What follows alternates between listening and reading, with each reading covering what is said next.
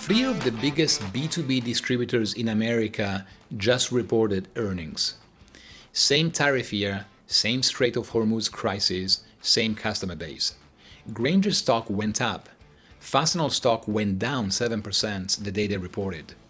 And MSC's revenue missed, but margin expanded for the second straight quarter.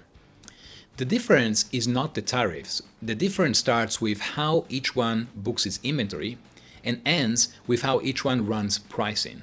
And both stories matter. Stay with me. Look at the scorecard. 3 S&P 500 industrial distributors. They are all exposed to tariffs, all exposed to fuel cost and the Hormuz disruption. But the output spread is enormous. Grainger, revenue up 10.1%, gross margin 40%, guidance raised. Fastenal, revenue up 12.4%, actually faster than Grainger on the top line, but gross margin slipped 47 basis points and the stock cratered 7%.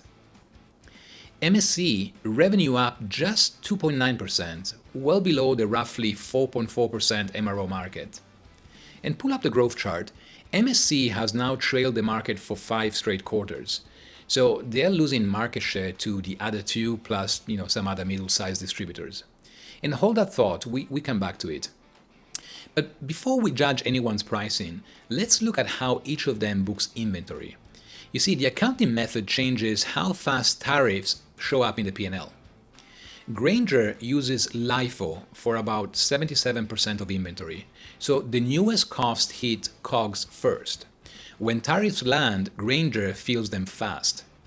The Q1 release literally called out LIFO inventory valuation headwinds. Fastenal, on the other side, uses FIFO, so the oldest cost hits COGS first. So the tariffs don't bite until the older, cheaper inventory turns over. And their own 10Q says the tariff effect was, quote, immaterial in the first 3 months of 2026. And lastly, MSC uses weighted average cost on FIFO basis, so the smoothest of all three. So the costs get averaged across the pool. And now look at the gross margin chart. Grainger, the company with the accounting disadvantage on inflation, expanded margin. Fastenal, the one whose accounting should have buffered them, gave up 100 basis points over the last 4 quarters. So stop and think. Fastenal had the built-in cushion, and they still missed by 47 basis points in the last quarter. The accounting worked in their favor, and they still came up short.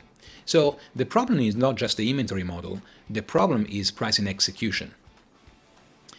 And so let's talk about that. Start with Grainger. Sales up 10.1%, gross margin up to 40%, EPS guidance raised to a midpoint of $45.25, about 15% growth. And here's what made it work. 2 pricing actions. A January action that covered tariff inflation already in the cost base. Remember, LIFO means it hits fast. And then a May action that was, in the CFO's own world, net neutral, including a rollback on some Chinese tariffs items that had come off.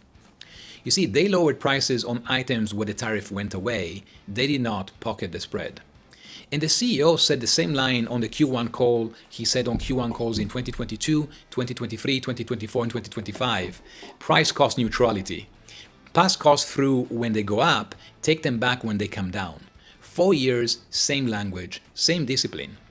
Grainger is the company that on paper should have been hurt the most by tariff inflation because LIFO accelerates the pain into the income statement, and yet they still expanded margin. That is not luck, that is a system. Now, let's talk about Fastenal. Same quarter, sales up 12.4%, faster than Grainger. Manufacturing was up 12%, whereas non-residential construction was up even 17%. By every demand signal, a great quarter. But gross margin down 47 basis points and the stock down 7% on the day. And here's the part that should bother every pricing leader watching this. Fastenal's FIFO accounting was actively delaying the tariff hit. So the tariff impact in Q1 was, quote, immaterial. Their lower tariff inventory had not even depleted yet, and so they were ahead of the cost curve on the accounting side. And yet, they still gave up 47 basis points, and about 50 of those came from net price cost headwinds. But why? See, branded suppliers push aggressive cost increases. and customer pricing discussions stalled because nobody knew what the Supreme Court was going to do on the IEEPA tariffs.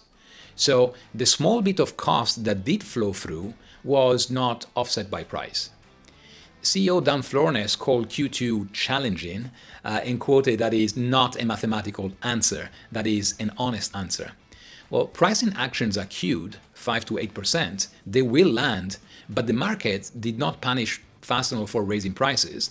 The market punished Fastenal for raising prices too late, even when accounting bottom time. Now, MSC, the most interesting of the three.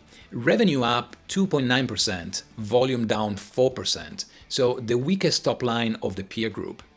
And if you pull up the volume versus price chart, MSC's entire growth this quarter, and then some, came from price. Volume -4, price +6.5. That alone is keeping the P&L green. Operating margin still expanded for the second straight quarter, and surgical pricing in March under 1%.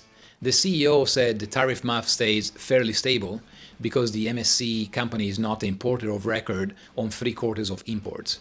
So smart execution, surgical. But here's the uncomfortable part. MSC has now grown below the MRO market, call it 4.4% on average, for 5 straight quarters. That is not cyclical softness, that is share leakage. Net margin was 5.3%, Fastenal's is at 15.3%. So the financial press is calling it, quote, a market share battle pure and simple.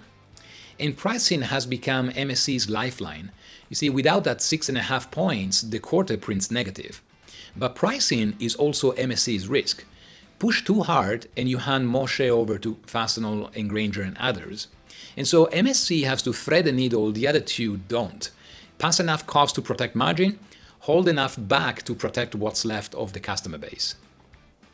And so if you step back, here's the principle that all three companies illustrate. And our research substantiates this. You see, companies not actively managing price leave 200 to 400 basis points of operating profit on the table every year.